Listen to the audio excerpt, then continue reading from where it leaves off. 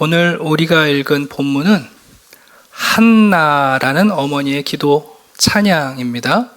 한나는 사무엘의 어머니입니다. 사무엘은 구약 성경에서 매우 귀한 인물로 소개됩니다. 사무엘에 대한 여러 가지 의의가 있겠습니다만 사무엘을 한마디로 말하면 새로운 시대의 가교를 맺는, 이어가는 사람이라 이렇게 이해할 수 있을 것 같습니다. 사무엘은 마지막 사사였으며 또한 선지자이기도 합니다. 그가 제사장이기도 했지만요. 그리고 한 걸음 더 나아가 이스라엘이 왕정 시대가 시작될 때 초대 왕이었던 사울, 그리고 다윗에게 기름을 부었던 놀라운 시대의 가교를 맺는 분입니다. 우리 부모님들이 자녀들을 염려하실 때, 야, 세월이 이렇게 바뀌어가는데 우리 자녀들이 잘 적응할까, 그런 고민들이 있으실 줄 압니다. 특별히 요즘 초등학생 아이들은 아마도 나중에 사람이랑 같이 일하는 게 아니라 로봇하고 훨씬 많이 협업을 할 거고, 인공지능 시대를 살아가게 될 테니까 과연 그게 어떤 세상이 되고 어떻게 적응할지 우리가 참 염려할 뿐입니다. 보통 사람들은 시대가 바뀌면 따라가기에 급급합니다. 그러나 여러분, 탁월한 사람들은 시대가 바뀌었는데 그 바뀐 시대를 주도하고 준비하고 앞서 나가는 사람들을 봅니다. 사무엘은 그런 면에서 사사 시대를 끝내고 거기에 연연하지 않고 왕정 시대에까지 그의 역할을 감당하는 매우 귀한 인물이죠. 재밌는 이야기를 하나 해드리면, 저도 고등학교 졸업할 때, 대학을 진학할 때 당시 중국어과에 진학하는 친구들이 있었어요. 그래서 우리가 뭐라고 놀렸냐면 공산당 그러고 놀렸어요. 왜냐하면 저희 때는 중국어과를 간다는 건 공부 지질이 못한 애들이 대학 겨우 가려고 가는 과거든요. 보통 미달이에요. 외대 중국어과도 미달이었으니까. 그래서 우리가 친구들이 중국어 학과 간다 그러면 차라리 재수를 해라 이렇게 놀렸어요.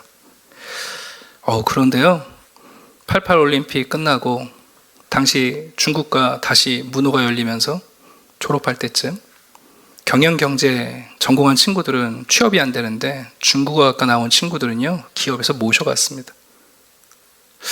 세월은 계속 바뀔 것이고 우리의 자녀들이 다음 오는 시대에 과연 적합한, 그리고 바른 리더 역할을 할 것인가, 우리가 참 늘 기대하면서도 염려가 됩니다.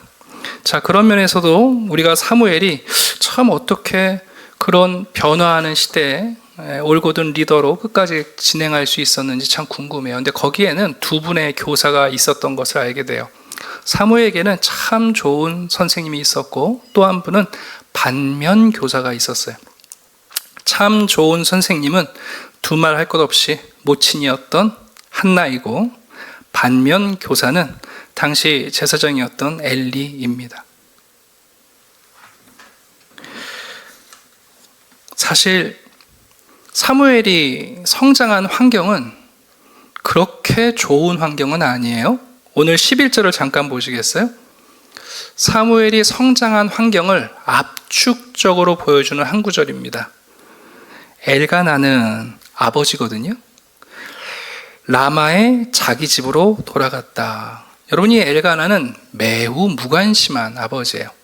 본래 엘가나 가문이 레위 가문인데요, 그는 제사장의 역할을 감당하지 않고 일반인으로 살아갔던 사람이죠. 에브라임 지파 지역에서 살아갔던 레위인이에요. 여러분, 한나가 아들을 성막에 바치고 돌아오는데 아버지는 자기 집으로 돌아갑니다. 이 한마디는 아버지의 무정함을 보여줘요. 두 번째, 제사장 엘리. 여러분, 엘리는 말 그대로 눈 멀고 귀 멀고 영안이 닫힌 지도자 아닙니까? 더 이상 하나님의 음성을 듣지 못하고 하나님의 뜻을 깨닫지 못하는 사람이에요. 현실 파악도 안 되는 사람이에요. 백성들이 와서 그의 두 아들에 대해서 불평을 할 때 사실을 소문으로 이해하는 분이었으니까요. 그런데 한 가지 소망이 있는 것은 그 사무엘이 여호와를 섬겼다라는 한마디로 규정됩니다.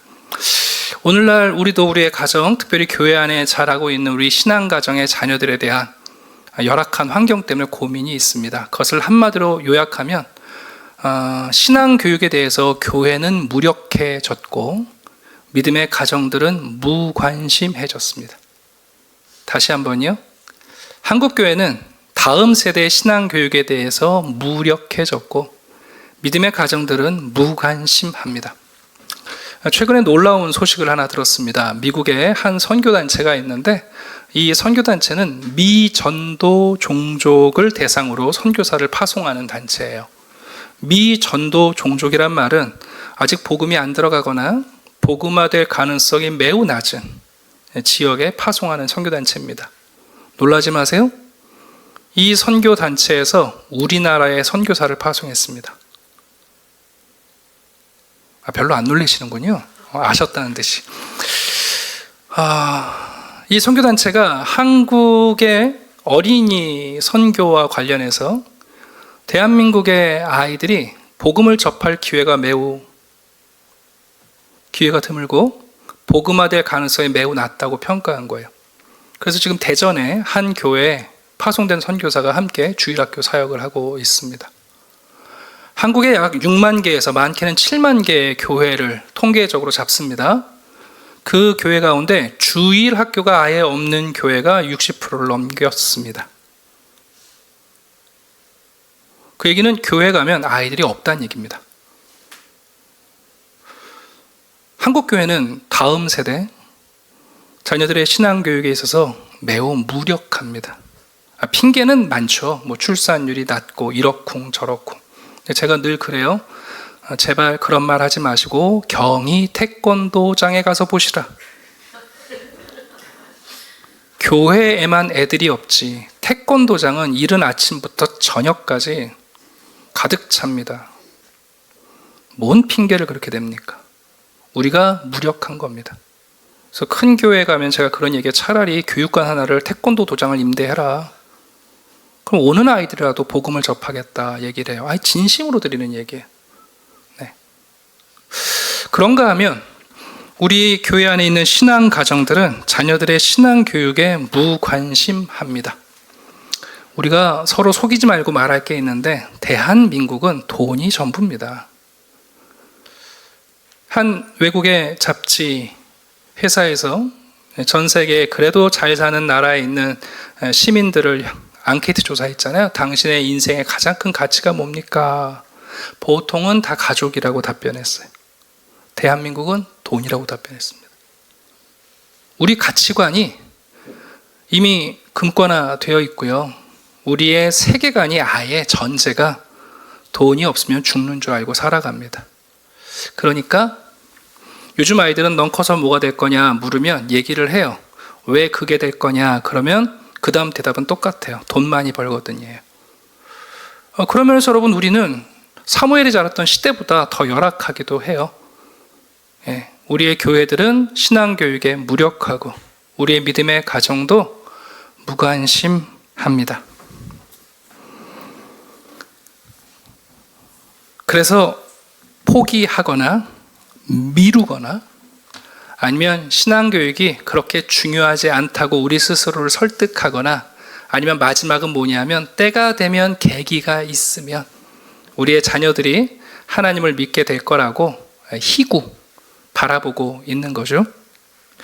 저는 오늘 이 한나의 기도를 통해서 어떻게 한나가 이런 열악한 시대에 사무엘이라는 분을 시대를 뛰어넘는 인물로 만들며 하나님께서 은총을 주셨는가 4가지 주제를 좀 전해드리려고 합니다. 이미 여러분들이 알고 있는 거고 생각해보면 우리가 다 공감이 되는 얘기입니다.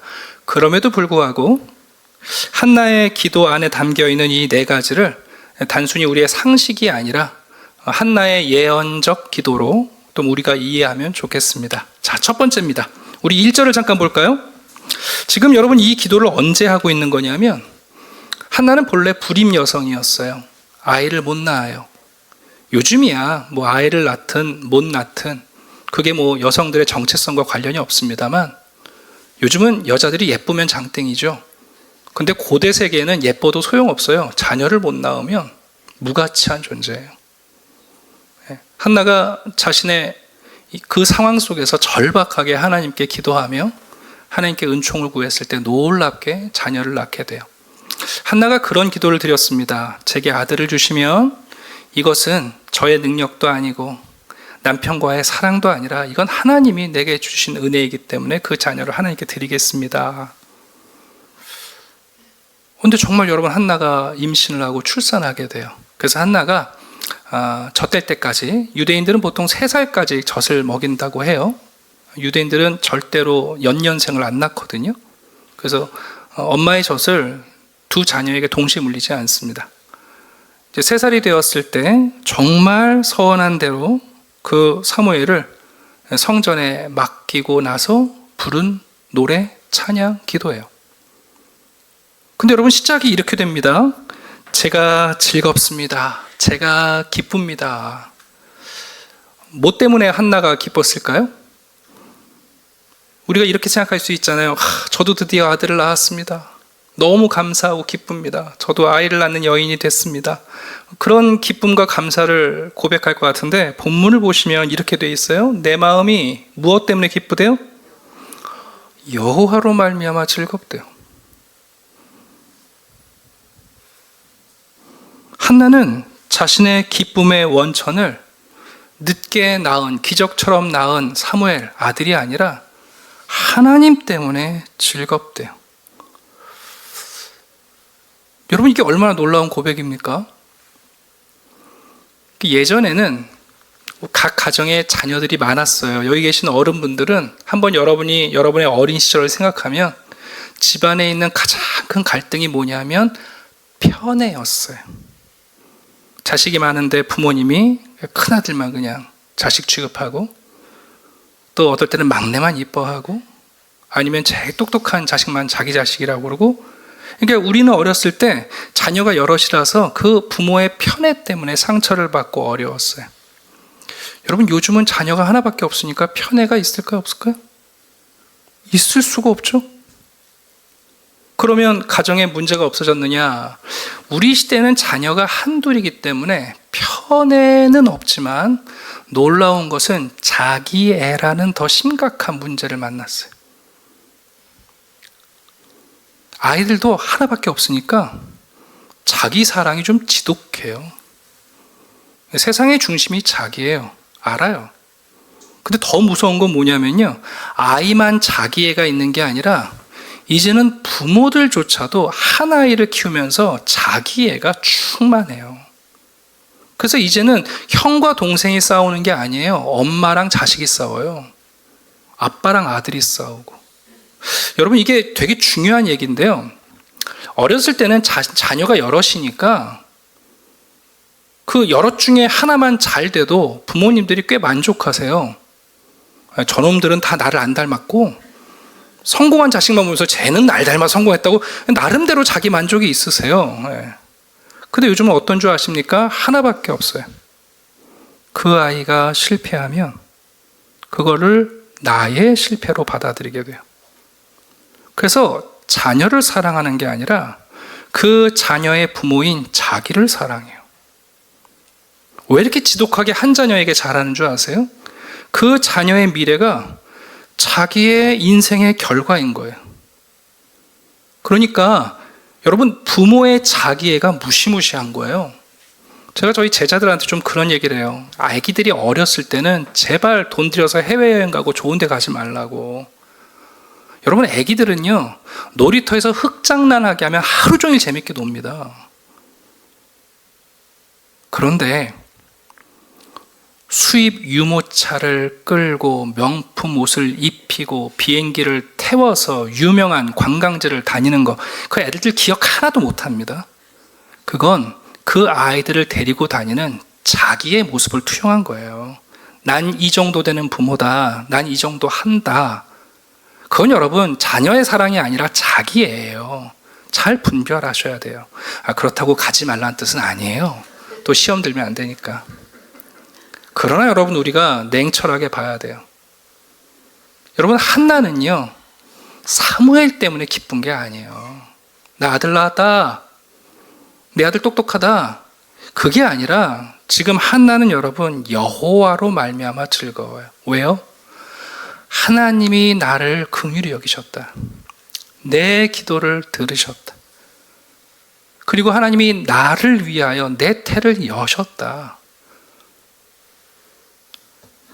한나는 지금 사무엘 때문이 아니라 보잘것없는 자신을 돌아보시고 수치를 씻어주시고 삶의 주도권을 정상으로 회복시켜 주신 하나님의 주권을 찬양하고 있습니다.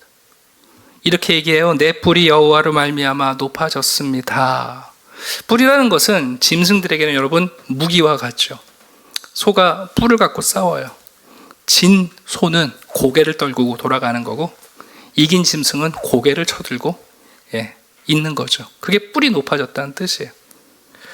그런가 하면 이렇게 말합니다. 내 입이 내 원수들을 향하여 크게 열렸습니다. 이제는 눈치 볼 거 없어요. 다른 사람과 비교하려고 급하지 않아도 돼요. 그러면서 이 한나가 뭐라고 하냐면, 내가 주의 구원으로 말미암아 기뻐함이니이다. 여러분, 여러분의 삶의 기쁨이 온통 자녀들 때문이면 그거 자녀들에게 너무 무거운 짐을 지우시는 거예요. 한번 생각해 보세요. 엄마는 너 때문에 산다. 아이들이 알아요. 내가 좋은 성적표 갖고 오면 엄마 아빠가 막 너무 행복해하죠. 자신이 공부를 못해요. 엄마 아빠가 세상 꺼진 것처럼 슬퍼해요. 여러분, 아이들이 안다니까요. 그게 얼마나 무거운 짐인 줄 아십니까? 그래서 여러분, 결국은 지들끼리 못 살아서 헤어졌는데 애들은 자기 때문이라고 생각해요. 여러분, 자녀가 귀하지 않거나 자녀들이 우리의 기쁨이 아니라는 뜻이 아니에요. 그러나 신앙 가정에서 우리의 부모들은요, 하나님이 우리의 기쁨의 근원이셔야 돼요. 이건 매우 중요한 거예요. 부모가 나 때문이 아니라 하나님 때문에 기뻐할 수 있고 즐거워할 수 있다는 것을 아는 자녀는 언제나 숨쉬고 살아요. 네. 그러려면 어떻게 해야 되는가? 한나처럼 주의 구원으로 말미암아 기뻐합니다. 우리 자신이 하나님께 받은 구원의 감격, 내가 받은 구원이 얼마나 큰 것인지를 깨닫고 지금도 나와 동행하시는 하나님에 대한 기쁨과 감사가 있어야 돼요.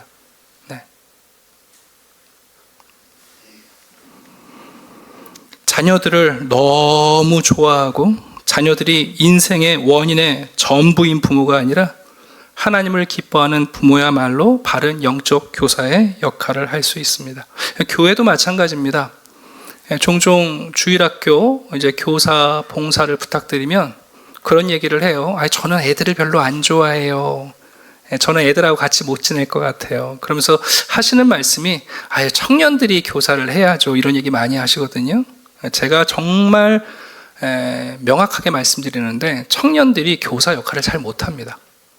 잘할 것처럼 생각되는데요, 애인 생기면 빠지기 시작하고요, 그리고 헤어지고 나면 잠수 탑니다. 여러분, 자녀를 교육하고 교회에서 신앙교육을 한다는 건 애들이 좋아서 하는 게 아닙니다. 그 목회자들도 마찬가지예요. 성도님들이 참 오해를 많이 하는데, 성도님들은 자기를 사랑해주는 목사를 찾아요. 세상에 그렇게 미련한 방식이 어디 있습니까? 여러분, 목회자가 해야 할 일은요, 성도들을 사랑하는 게 아니라 예수님을 사랑하는 사람이 바른 목회자로 남는 겁니다. 여러분, 성도들을 사랑하는 목회자들은 성도들이 등을 돌리고 나면 목회 포기하고요, 저주합니다. 언제 예수님이 내 양을 사랑하라 그러셨습니까? 예수님은 말씀하시기를 너는 나를 사랑하느냐 물으셨고, 예수를 사랑하는 제자가 그분의 양을 먹이는 겁니다. 우리 가정에서도 마찬가지고 교회에서도 마찬가지인데, 왜 한국 교회의 교육이 무력해졌냐 하면 서로 사랑해달래요. 아니요, 여러분, 그거는 힘이 없다니까요. 그건 얼마 못 가요, 여러분. 우리가 살아가면서 좋은 것만 봅니까? 그러나 예수를 사랑하게 될 때, 하나님이 우리의 기쁨의 근원이 되고 내 즐거움의 원인이 하나님이 될 때, 우리가 우리에게 맡겨진 양을 먹이고 우리에게 맡겨진 자녀들을 믿음으로 키우는 일이 가능한 겁니다. 여러분, 한나가 지금 하나님께 자녀를 맡기면서 무슨 문제 알아서 떠맡기는 게 아니잖아요. 전 좀 이상한 게 교회에서 우리 부모님들 가운데 하나님께 자식을 맡기는 분들이 많아요. 근데 좋은 자식은 안 맡겨요. 꼭 망나니 같은 자식만 맡겨요. 똑똑한 자식은 자기가 맡으려고 하고, 말 안 듣고 세상 나가서 집에 안 들어오는 자식은 왜 탕자는 하나님께 맡기려는지 모르겠는데, 요즘은 이제 하나밖에 없으니까 그것도 안 하시죠. 요즘 신학교 다 미달입니다, 여러분. 총신, 장신 다 미달입니다. 첫 번째 드리는 말씀입니다. 부모인 우리가 자녀가 우리의 기쁨의 이유가 되면 안 됩니다. 아니, 기뻐하셔야 되는데 그게 전부가 되면 안 됩니다. 자녀들이 실패하고 추락하고 왔어도, 야, 너는 엄마 인생의 작은 요인이지 네가 전부일 수는 없어. 그럴 때 여러분, 우리가 자녀를 안 사랑하는 게 아니라 자녀가 여유를 갖게 돼요. 이게 얼마나 중요한 얘기입니까? 네. 두 번째, 한나의 기도는 2절을 한번 볼까요? 이렇게 고백합니다. 여호와 같이 거룩하신 이가 없으시니 이는 주밖에 다른 이가 없고 우리 하나님 같은 반석도 없으심이니이다. 혹시 여러분들이 여러분의 자녀를 일주일 정도 누군가에게 맡긴다면 여러분은 어떻게 하셔야 되겠어요? 보통은 이렇게 하십니다. 아유, 선생님, 우리 아이가요 땅콩 알러지가 있어요. 그러니까 음식 해주실 때 땅콩 절대 먹이면 안 돼요. 우리 아이는 조용해야 잠을 자거든요. 그러니까 자기 전에 동화책 읽어주지 마시고, 아이가 창가에 사는 걸 무서워하니까 안쪽에서 해주시고. 많은 부모님들이 자기 자녀를 많이 알려고 애를 써요.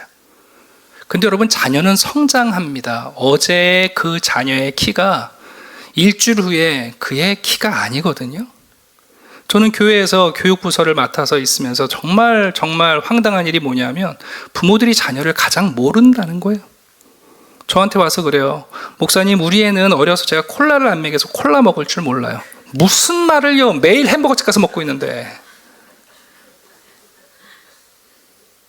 부모님들이 여러분, 자기의 소망이 그 아이의 현재일 거라고 자꾸만 착각하세요. 여러분, 한나가 지금 엘리한테 사무엘을 맡기면서 우리 사무엘은 이래요, 사무엘은 이런 특징이 있어요, 뭐가 어려요, 이거 하지 않아요. 한나가 지금 고백하는 건 뭐냐면 하나님을 알고 있는 거예요. 여러분, 믿음의 부모님들이 자녀를 아는 것보다 중요한 게 뭐냐? 하나님을 우리가 바르게 아는 게 중요한 거예요. 우리 자녀는 이래요, 우리 자녀는 이래요, 우리 자녀는 이래요. 하나도 안 맞아요.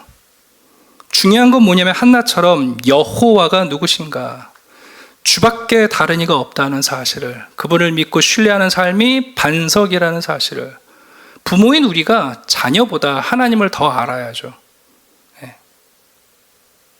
부모들이 대부분 자녀들에게 가장 무서운 저주를 내리는 분들이 돼요. 너 그래가지고 못 될래, 너 싹수가 노랗다, 엄마가 살아봤는데 너 같으면 힘들어. 여러분, 이게 무슨 얘기냐면 부모인 우리가 자녀들을 가장 잘 안다고 생각해요. 또 잘 알아야 된다고 생각하는데 여러분, 아니에요. 자녀들은요, 우리가 아는 대로 잘하지 않아요.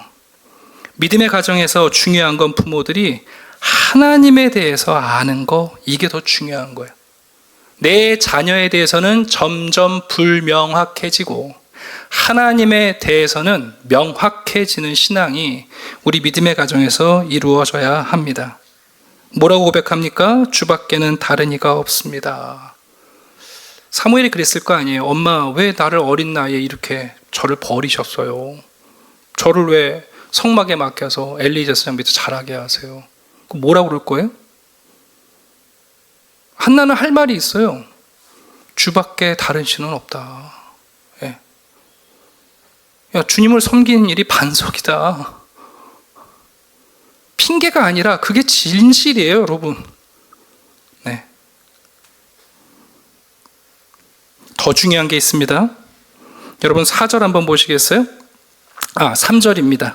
그래서 한나가 말하는 거예요. 심히 교만한 말을 다시 하지 말 것이며 오만한 말을 너희의 입에서 내지 말라. 어떤 것을 선택하는 게 더 낫고 성공적이고 가능성이 있고 어떤 직업이 더 좋고 그런 얘기 하지 말아라. 왜요? 여호와는 지식의 하나님이시다. 하나님이 지식이 하나님이란 말은 그분이 백과사전처럼 많은 것을 아신다는 뜻이 아니라 그 다음에 설명이 나와요. 행동을 달아보시는 분이라는 뜻이에요. 제가 누누이 말하는데 여러분, 사람의 생각과 사람의 말은 그 사람이 아니에요. 하나님은 우리의 생각을 달아보시거나 우리의 말을 달아보시지 않아요. 사람의 말은 깃털보다 가벼워요. 그러나 하나님은 우리의 행동을 달아보세요. 여러분, 우리 부모님들이 자녀들을 자꾸만 말로 감동해요. 여러분, 애들들이 얼마나 영악한 줄 아세요? 부모가 어떤 말을 좋아하는지 알아요.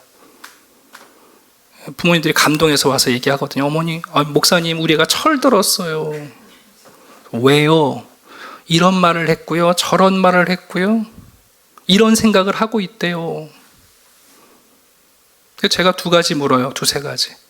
집사님, 아침에 그 아이가 스스로 일어납니까? 아직도 깨우셔야 일어납니까?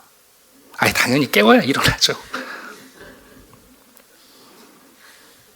두 번째 묻습니다.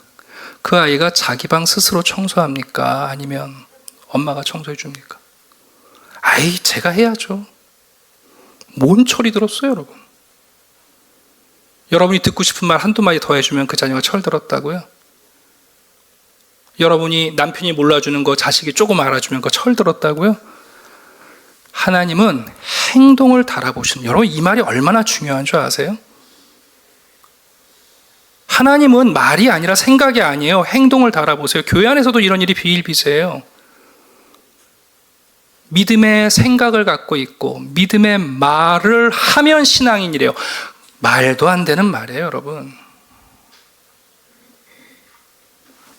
여러분, 우리는 말이 아니라 생각이 아니라 인생에서 한 번 경험했던 체험이 아니라 경험의 누적으로 살아가는 거예요.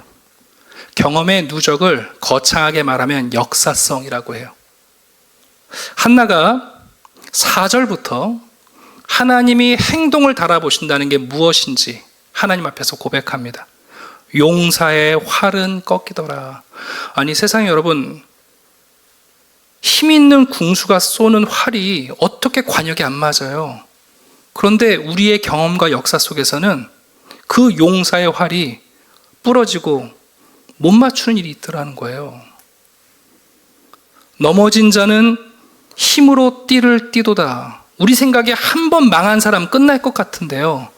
어떻게 된 건지, 어떤 일인지, 무슨 줄을 잡았는지 다시 일어서는 걸 봐요. 풍족하던 자들은 양식을 위하여 품을 팔더라. 부자는 망해도 3년을 살아 그랬는데 아니더라고요. 망해가지고 종살이 하는 사람이 있는 거예요. 줄이던 자들은 다시 줄이지 아니하도 저 사람은 평생 구걸하며 살겠네 그랬는데 어인일인지, 임신하지 못하던 여인이 10년 만에 만났더니 자식이 7이 돼서 데리고 다니는 거예요. 많은 자녀를 둔 사람들 부러웠는데 알고 보니까 가정이 여러분 하루아침에 쇠약해져 있어요. 이게 지금 무슨 얘기입니까? 주권자이신 하나님, 행동을 달아보시는 하나님. 여러분, 우리가 알아야 할 게 뭐냐면 내 자녀가 성격이 어떠냐, 실력이 어떠냐, 이 아이에게 재능이 어떠냐, 그게 여러분 이 아이의 고정값이 아니에요. 그러면 아이가 끝까지 잘 될 것 같다고요? 세상에 그런 어리석은 부모가 어디 있습니까? 아니요. 우리가 경험하는 경험, 그 역사 속에서는 여러분 6절 보세요. 여호와는 죽이기도 하시고 살리기도 하시더라. 여호와는 가난하게도 하시고 부하게도 하시더라. 우리 식으로 말하면 행복은 성적순이 아니래요.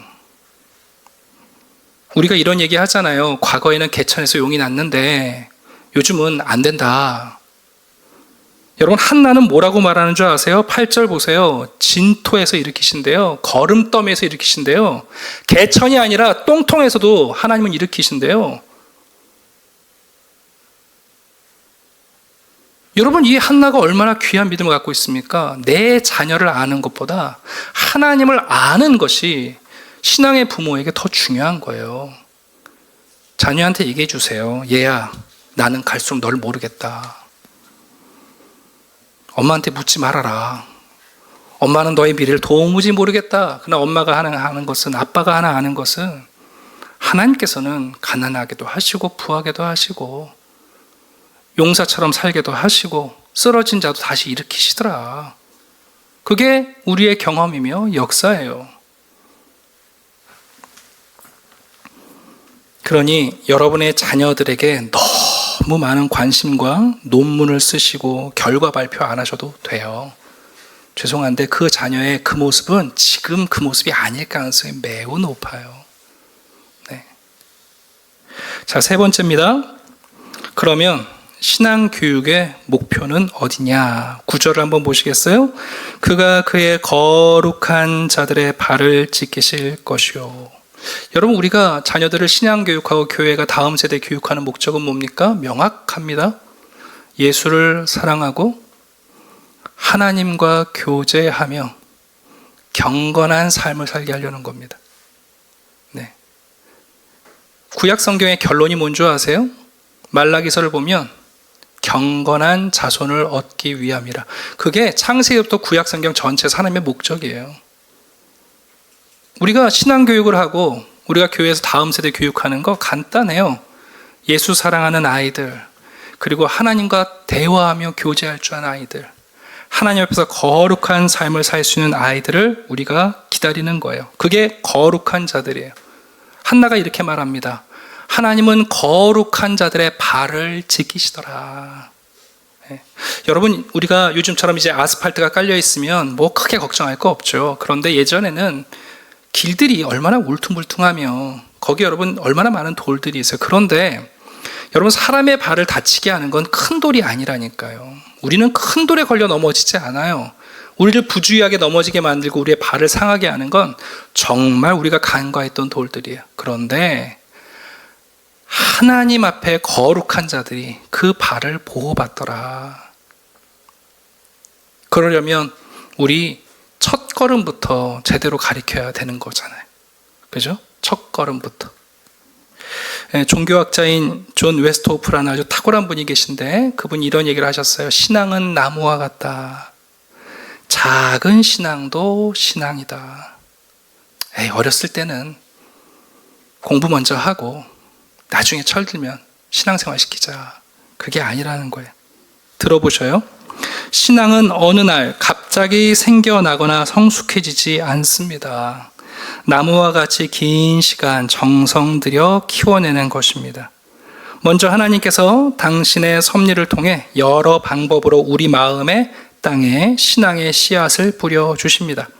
그 씨앗은 공동체와 주변 사람들의 도움으로 자라고 은총에 응답하면서 점차 아름드리 나무와 같은 큰 믿음으로 자랍니다. 우리 자녀들의 신앙도 이와 같은 과정을 거칩니다. 이때 부모님들이 해야 할 한두 가지가 있습니다. 하나는 자녀들의 영혼 안으로 들어오시고자 하는 하나님의 노크 소리를 감지하고 하나님께 마음의 문을 여는 능력을 키워주는 것입니다. 다른 하나는 자녀가 자기 안에 머무시는 하나님과 우정 어린 관계를 맺는 방법을 알려주는 것이지요. 이렇듯 부모는 하나님의 움직임을 감지하고 하나님과 관계를 형성하도록 동반하며 자녀의 영적 성장을 도울 수 있습니다. 이게 얼마나 귀한 얘기인지 모르겠어요. 부모가 하나님이 나의 자녀를 찾아오시고 내 자녀의 마음을 노크하시고 있고 이 자녀를 원하시는 걸 내가 모르고 있으면 어떻게 도와주겠습니까? 여러분, 한나가 엘리에게 사무엘을 맡겼어요. 여러분, 엘리가 사무엘을 어떻게 키웠어요? 자기 자식처럼 키웠어요. 근데 이게 좋은 표현이 아닌 거 아시죠? 엘리가 사무엘을 받아서 자기 자식처럼 키우셨어요. 엘리의 두 아들이 어떤 인물입니까? 홈리와 비느하스. 성막에서 여인들을 성추행해요. 하나님이 거기 계신다는 거 인지 못하는 자식들이에요. 자기들이 결정하고 법궤를 끌고 나가는 자녀들입니다. 무슨 얘기예요? 여러분, 엘리가 사무엘을 얼마나 잘 키웠는지 한번 상상해 보세요. 자기는 자기 방에 누워서 자는데 어린 사무엘은 법궤 옆에 누워서 자요. 여러분, 엘리 목소리만 들리면 그 어린 사무엘이 자다가도 일어나서 엘리한테 갑니다. 호출벨 눌리면 달려가는 것처럼. 엄청 잘 훈련받은 거 아니에요? 근데 뭘 안 가르쳤어요? 하나님이 말씀하신다는 사실 가르친 적이 없어요. 하나님이 찾아오신다는 사실 가르친 적이 없는 거예요. 하나님이 너의 이름을 부르신다는 사실을 여러분 가르쳐 본 적이 없어요. 오늘날 교회도 목회자들이, 성도들이 목사 말 잘 듣는 성도로 만들어요. 목사한테 잘하면 축복받는데요. 목사가 말하면 직장도 뒤로 하고 달려와요. 근데 여러분 뭘 안 배웠는 줄 아십니까? 하나님이 그곳에서 당신의 이름을 부르신다는 걸 가르치지 않아요. 하나님 우리를 찾아오시면 우리가 어떻게 무릎을 꿇고 그분 앞에 대답해야 되는지 가르치질 않아요. 한번 생각해 보세요, 여러분. 한나가 무슨 얘기하는 거예요? 이 자녀가 거룩한 발을 갖게 되기를 원합니다. 가까이 있었던 엘리는 자기에게 익숙하게 사무엘을 키우지만요, 여러분, 한나가 자녀를 위해서 해준 게 딱 하나예요. 사무엘을 위해서 1년에 한 번 겨우 사무엘을 보거든요. 여러분, 1년에 한 번 자녀를 만나면 얼마나 그 마음에 기대감이 있겠어요. 더군다나 어린 사무엘 입장에서는 1년에 한 번 엄마 만나면 여러분 어떨 것 같으세요? 예? 애가 얼마나 엄마 기다리겠어요. 그 생땡쥐베리가 쓴 어린 왕자라는 우화 소설이 있잖아요. 동화. 거기 보면 어린 왕자랑 여우랑 너무 사이가 좋아졌을 때 이런 얘기를 해요. 네가 오후 4시에 온다면 나는 3시부터 행복해지기 시작할 거야.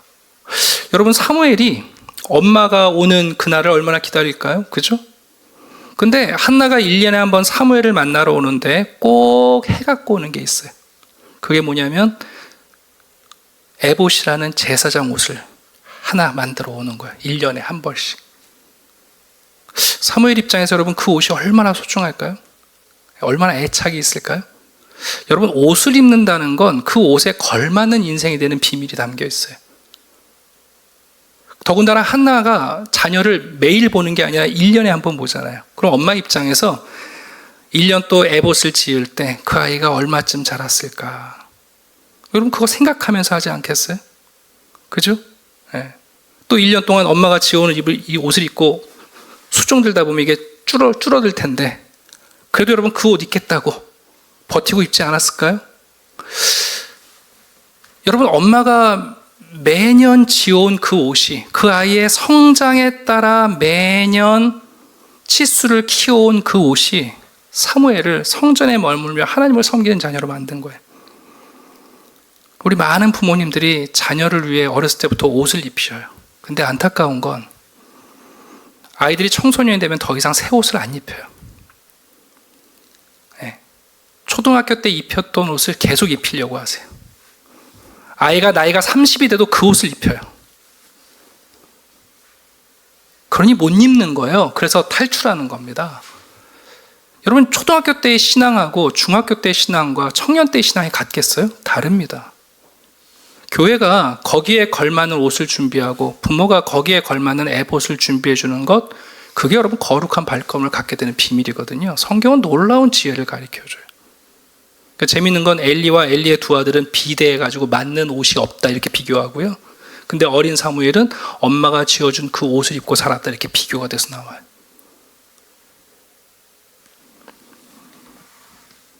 마지막 한 가지입니다.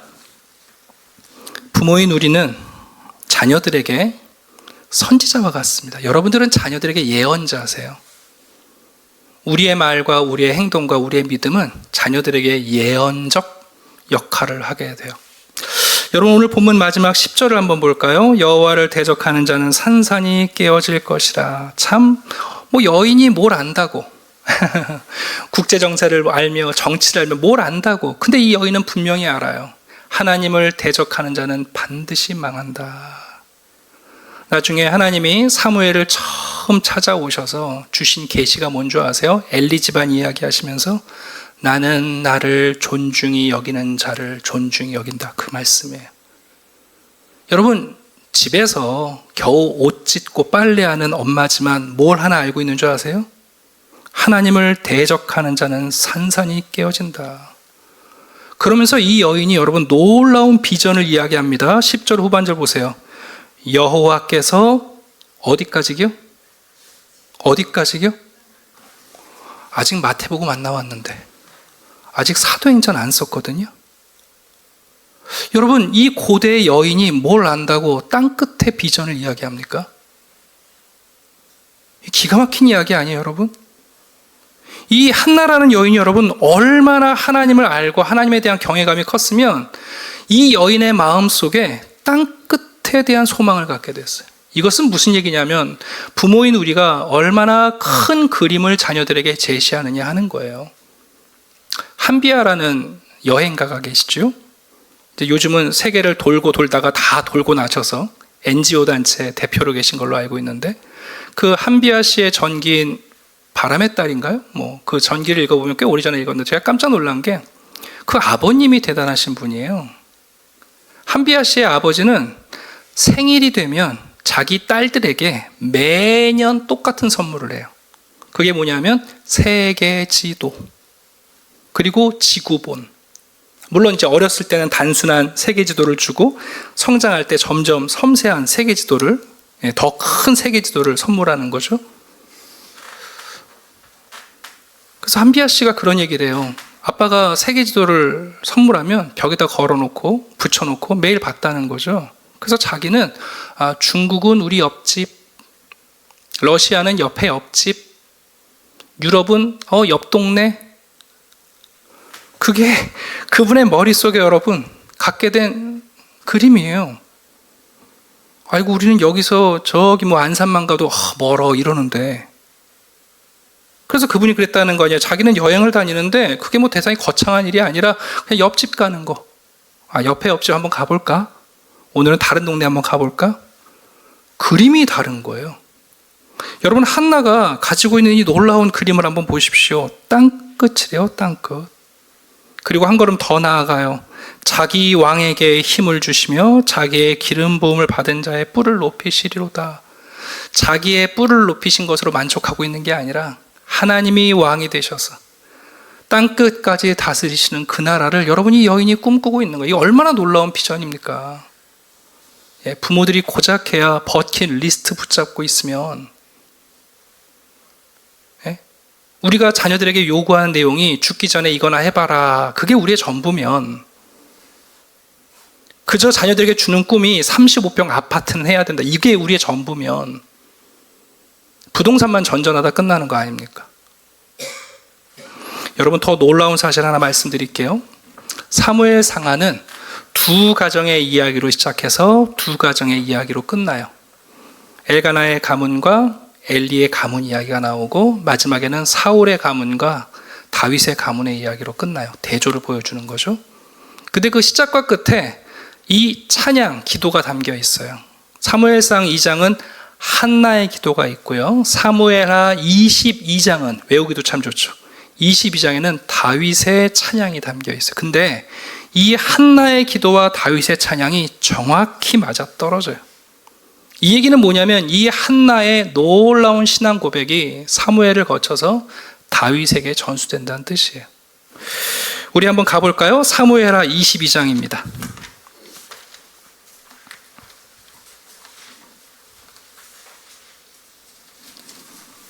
사무엘하 22장, 우리가 다 볼 수는 없으니까요. 끝에 50절부터 제가 읽겠습니다. 여러분, 다윗이 이 귀한 찬양을 드리면서 마지막에 이렇게 끝나요. 이러므로 여호와여, 내가 모든 민족 중에서 주께 감사하며. 아니, 이제 고작 유다의 왕, 이스라엘의 왕이 된 다윗이 한다는 소리가 모든 민족 땅끝을 기억해 주께 감사하며 주의 이름을 찬양하리이다. 다윗은 자기가 왕이 됐으니까 내 왕 자리 보존해 주소서 그런 얘기 하지 않아요. 여호와께서 그의 왕에게 큰 구원을 주시고 기름 부음 받은 자에게 인자를 베푸시옵소서. 다윗과 그의 후손에게로다. 여러분, 이 찬양이 한나의 기도를 그대로 바로 확장한 내용이에요. 자, 말씀을 좀 정리하려고 합니다. 이제 가정의 달을 맞았고 오늘은 어린이 주일이고 우리 각 가정에 귀한 자녀들이 있습니다. 저도 목사니까 책임이 있죠. 오늘날 교회 교육의 무력함, 신앙 가정의 신앙에 대한 무관심, 이건 엘가나가 자기 집으로 돌아가고 엘리가 사무엘을 지자식처럼만 키우고 있는 상황과 크게 다르지 않습니다. 이런 때 우리는 한나의 기도를 다시 들어봅니다. 한나는 그 귀한 아들을 하나님께 맡기며 자신의 출산과 아들 때문이 아니라 하나님으로 인하여 기뻐합니다. 네. 혹 여러분 자녀들 때문에 속상하세요? 그래서 인생 끝난 것 같으세요? 그럼 그 자녀는 이제 어떻게 살아요? 부모의 인생을 망친 중죄인인데. 아니에요, 여러분. 네. 우리가 하나님으로 인해 기뻐할 때 자녀들이 숨을 쉬어요. 가능성은 그때 열리는 거고요. 부모가 왜 저렇게 하나님 때문에 기뻐하고 즐거워하는가, 그 비밀을 알게 될 때 자녀는 영원한 것에 자신의 삶을 걸기 시작합니다. 여러분의 자녀에 대해서 속속들이 모든 것을 알아야 한다고 생각하실 수 있고 안다고 자부하실 수 있지만 그건 오만한 말이며 교만한 말입니다. 여러분, 신앙인인 우리들은 우리 자녀에 대해서는 계속 모르셔야 되고 하나님에 대해서 바르게 아셔야 합니다. 여호와는 거룩하신 분이다. 주밖에 다른 이가 없다. 하나님과 같은 반석도 없다. 세월이 지나갈수록 우리의 확고한 신앙이 자녀들의 변화 속에서도 기준이 되어 줄 겁니다. 잊지 마십시오. 우리는 말, 생각이 아니라 행동을 달아보신 하나님을 섬깁니다. 말과 생각에 여러분을 설득하지 마세요. 절대로 안 됩니다. 하나님은 우리의 행동을 달아보십니다. 그 얘기는 하나님이 주권자시라는 뜻이에요. 우리의 신앙의 목표는 분명합니다. 우리는 경건하고 거룩한 자녀를 만들기를 원합니다. 지금도 하나님이 우리의 자녀들에게 찾아오실 수 있어요. 그럼 우리 알려줘야 될 거 아니에요? 혹시 가르쳐 볼 적 있어요? 너 혹시 살다가 하나님이 너의 이름을 부르시면 그 환청이라고 병원 데려가실 거예요?